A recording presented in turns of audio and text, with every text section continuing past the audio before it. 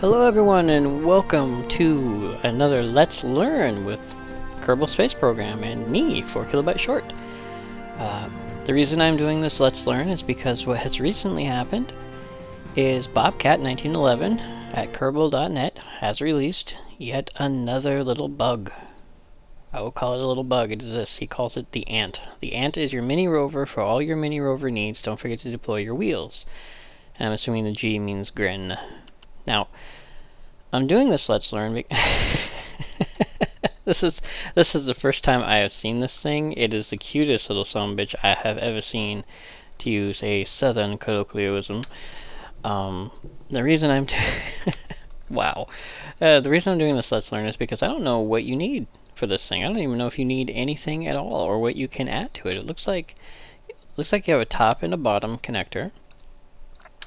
And that's it, and you're supposed to launch this thing into space. And what did that say? Did that say that, I didn't look. Did that say that there was a one crew capacity of 2? Alright, well, let's see what that means for us, what that means. Well, let's see how big it is. Wow, that thing is tiny. Look at how tiny that is. That's the engine. That is the engine, the generator from the Mark IV. And this thing's barely the size of the cockpit. Now if we drop a mechanical jeb on here, look at that. It's almost too big for mechanical jeb to fit on here. Let's see if we can fit mechanical jeb right here on the back. Like a little it looks like a little remote control vehicle right there. So we have total mass of 1.25 tons including mechanical jeb. Alright, now the mechanical jeb is a part that I include with everything, because mechanical jeb tells me all sorts of things I need to know about my vehicle. Another item I use is the GPS, and this is like my newest mod. I add the GPS. Oh, see, that's no good. That's no good. Let's see if we can. Oh, let's see if we can flip that around. Where is it? I know it. Oh, there. For whatever reason, this fits better when you flip it around. Is it? Nope, it's still on the side. So, because of aesthetics, I'm going to go ahead and just drop this, I think, on top. Oh, do I have it? Do I have it set up to... Okay, so it's not perfect, and I say that because symmetry is one of those things that I really harp on. But there's a GPS, fits on there. It does fit on there okay. That's not a problem. And then the last thing that I always put on is Jeb's protractor. And I always put these things on or near the command pod. Wow, it's so small, the protractor is almost too big. I put all these things on or around the command pod because they are the things that help me get to other planets without tearing my hair out or losing Kerbals in space. So, we will call this the bug, because anything other than that would be a silly name. And we're going to go ahead and we're going to go test this out on the launch pad. And since this is all you need, this is like the whole thing right here. You don't even have to put it together. I personally like putting parts and pieces together for the little ships, but with this one, oh look, it's nighttime. I didn't even check to see what time of day it was. So we have Dirtop and Sonkin. Sonkin's always doing our ground piloting for some reason. Okay, so let's see who our pilot is. Wow, what is this? This must be the back. Don't touch something switch. Wow, this is really detailed. The floor texture could use a little love, I think, but wow, lots of buttons. So this looks like our front, because we have our speed and we have our gimbal here, and lots of blue screens of death. But that's all right. So that was Dirtop and Sunken. So apparently Dirtop. Okay, so so it's a dual command module in the idea. Oh, there we go. There's our speed, and there's a basic direction finder and atmosphere indicator, but no gimbal. No gimbal. So in this case, it would probably be a dual cockpit where the guy in the back tells you, okay, this is where we're going, this is what we're doing, and the guy in the front says, okay, yeah, I understand. Now, of course, we have the gimbal here if we really want to do that, but this is a very spacious view right here. This is actually really nice. I mean, you can look up into the sky, you can look, right and see the gigantic tire, which probably won't be there once they're deployed. So let's go back outside the cockpit and let's right click and see what kind of info we have. Ooh, lots of info. So it looks like it's self-powered. Efficiency 0.00, I don't, watts per minute squared, I think is what that's what it is. I don't know. I'm not a big on electricity. I know it says kilowatts. So that must be watts per meter squared or watts per minute squared. So let us oh, we have lights. Where are our lights? Our lights are on top. Two little lights and a, well, that's mechanical Jeb being green back there. I don't know if this thing has tail lights, and if it does, they're covered up now. So we have our front lights. Those are some pretty bright lights. We'll leave those on because it's daytime. Or excuse me, nighttime. Show part indicator, show ship indicator. Enable transfer. What is that? Oh, hello. Transfer mode focus. Resource type energy, maximum range 1,000 meters, maximum flow 10 seconds, local available. Uh-oh. Uh-oh, I think I know what's happening. Okay, my headlights use power. There's something that I did not realize. My headlights use power, and that's very realistic for such a tiny buggy. Disable transfer. Okay, I'm not sure what enable, disable, so apparently it pops that up no matter which one you hit. Deploy solar. Oh, there we go. There's our solar panels, and our solar panels are what power our battery. But it looks like that's as high as they'll power. Deploy antenna. Oh, there it is. There's our antenna. I'm not sure what that does, but we have a teeny tiny antenna there. Possibly just for fun, possibly for the transfer, I don't know, wireless transfer of electricity to another object. So there's our antenna, so we'll put that up because we like that. Open hatch. Open hatch. Now that's the front hatch. That's actually, can I open? Did I? Oh. I did. I locked up. Ah, once again, Kerbals, you have done me in. So we will be right back in a moment once I correct all these problems. Okay, everyone.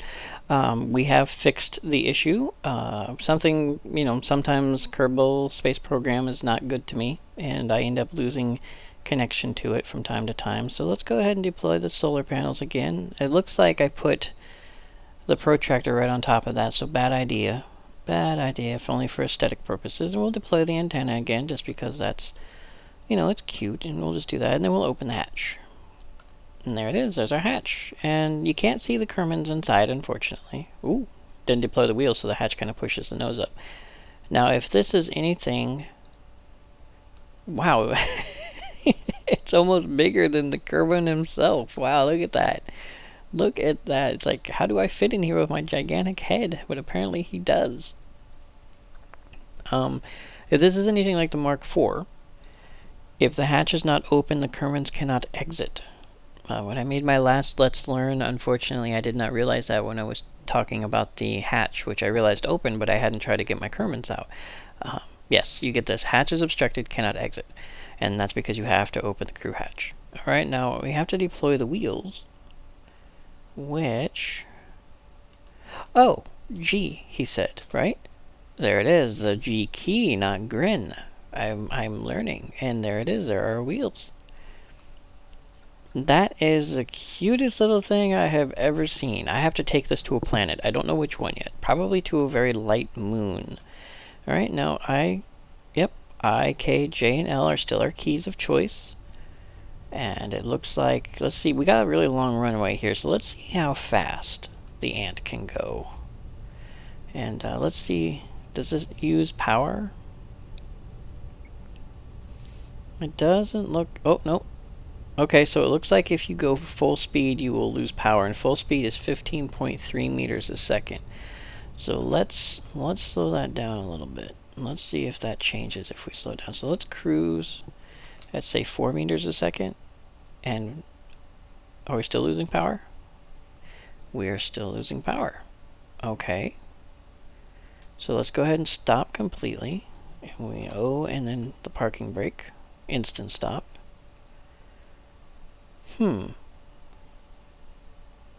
And let's turn on our headlights. Let's just like drain power. Let's do that. Let's just drain as much power as we can and see what happens. Because if I remember correctly, we were using the headlights and we got our power down a little bit, and the solar panels fixed that. But maybe they only charge to a certain point.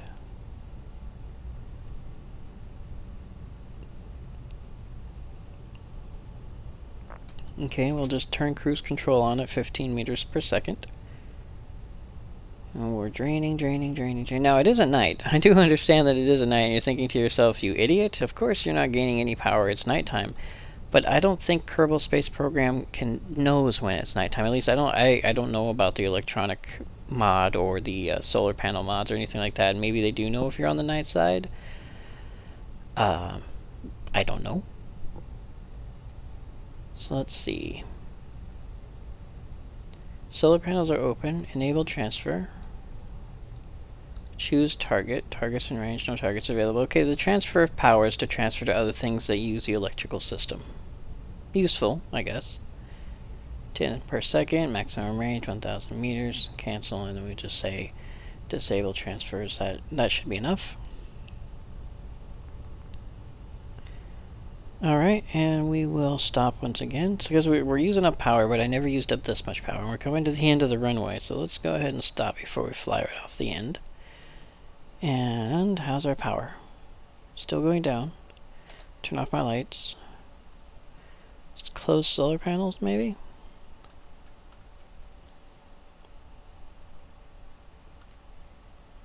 Alright, well, let's go ahead and speed up. I mean, we're just sitting here, right? So let's go ahead and warp time a little bit. We will warp the fabric of time to our advantage. And, there's the moon. Alright, there's our sun. Yay, hello, good morning, sun. Now. Oh, whether they're open or not, I think the solar panels at that point are just for show. Or not. Why am I going up? 6, 7, 8, 9. Yeah, I'm going. Okay, I'm going up. For whatever reason, I thought it was going down. Or maybe the opening and closing of the solar panels takes power too. I don't know. So it looks like our little bug knows if it's daylight or not. So you can only charge up if the sun... Now, if you've noticed, especially when you're on a moon, whatever you're targeting will continue to glow as if like it has an underglow or a front glow if the moon or if the sun's like over the horizon or on the other side of the planet. And I think if the solar panel is being hit, or if the bug is being hit at a certain angle by the sun, it will continue to gain power. I think that's how that works. So it doesn't realize whether or not it's dark or not. It only realizes whether or not it has the ability to... Ooh, tight turning radius at low speed. It has the ability to charge when the sun is hitting it. Okay, so apparently if you speed up too much... 6, 7... Okay, so using the engine uses power. At all. I don't think there's a minimum amount where you don't. So engine on means power being used, without question. It looks like it's 2 kilojoules per second, maybe. Okay, so we have, and I think, oh, here we go, I wasn't even looking at this number. Current power is 0.758 kilowatts. I guess that's from the sunlight. And does that change as the sun goes up? 7.58.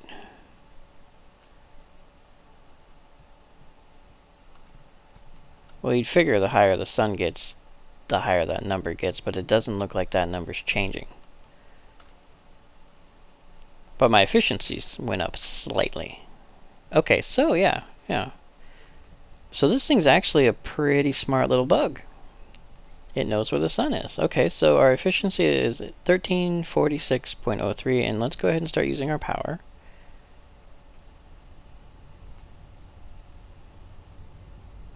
Okay, and these numbers don't seem to be changing. So I think this is charge efficiency, not usage efficiency, and this is current power, 0.758 kilowatts. So that's the ant. Nothing really to build. I mean, you can put extra parts on it if you want. It is slightly different than the Mark IV, and the Mark II very different, I think, from the Mark IV. Very cute, very fun, since every planet in the solar system does get power from the sun. I think that this is probably, if this is right, now I haven't used it on another planet, I don't know, but if this goes up, 13 forward 6.73, and it was like 7.2, if this goes up the closer you get to the sun, there is a high potential chance that if you land on Jewel, that this would not be the rover you want to take with you. It would probably be better set for Eve or Gilly or maybe Duna. But now that I think about it, now that we're sitting here, before I end this, let's go back in flight and thank the Kermans there for helping us out.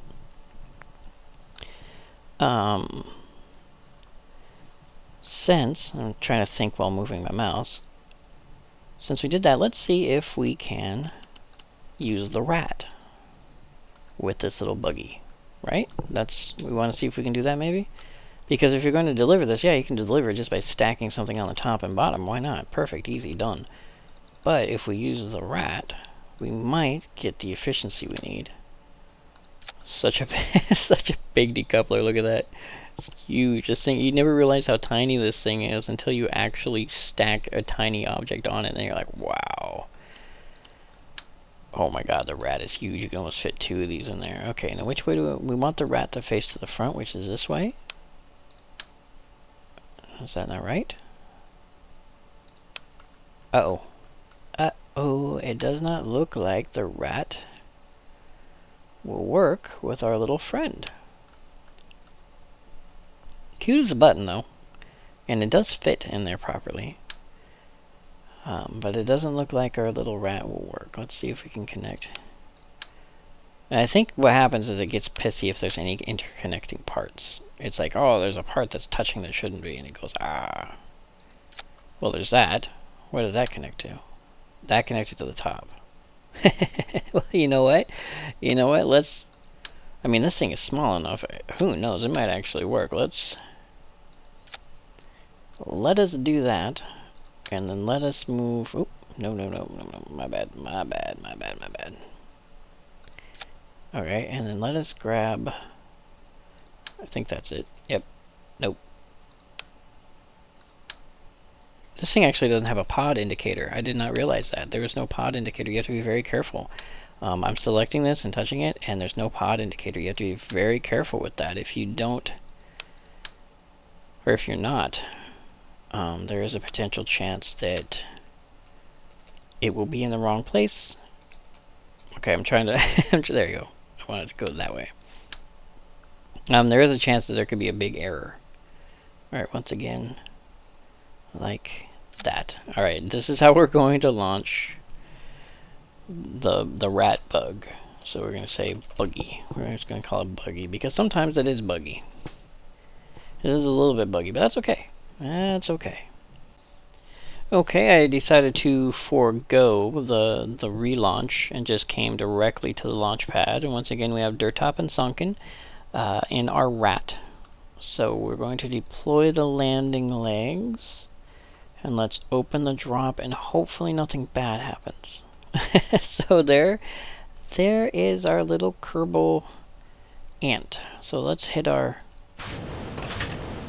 Well, not very ceremonious, but functional. So let us G, there's no switch for it, you just hit G, deploy our wheels, and that lifts us off the ground, and then I, and down the ramp we go. So, apart from my own copy's instability, it looks to me as if the R.A.T drop pod is a perfect delivery vehicle for the Mark V ant, provided you use the M29 decoupler or M9 TD M9, something like that. That decoupler that I use, and attach it to the back rather than the front. And the little teeny tiny bursts from the decoupler will roll this over but not damage it. in a lower gravity environment, I don't know if that would be the safest way to do it, but I wouldn't complain either. So, and there it is. There's a little guy. So yeah, here's our efficiency: 673.37 and 0. And if I open up the solar panels, does that get better? It does. So it looks like and it's 0.74. So yes, that does go up as the sunlight increases. So there you go. That's how you build. Ha ha ha ha. One of the only pods you don't have to build, but that's how you deploy a Mark V ant. And if you wish, you can use the R.A.T with a decoupler on the back to deploy it as well. Whoa! Hey, there's a hardy little bug right there. A nice little jump, and he survived. I thought he'd explode. So again, I would like to thank you very much for joining me, 4 kilobytes short, on this Let's Play, or Let's Learn, excuse me, of Kerbal Space Program and the Mark V ant, this tiny, tiny, tiny little thing. And I will see you next video.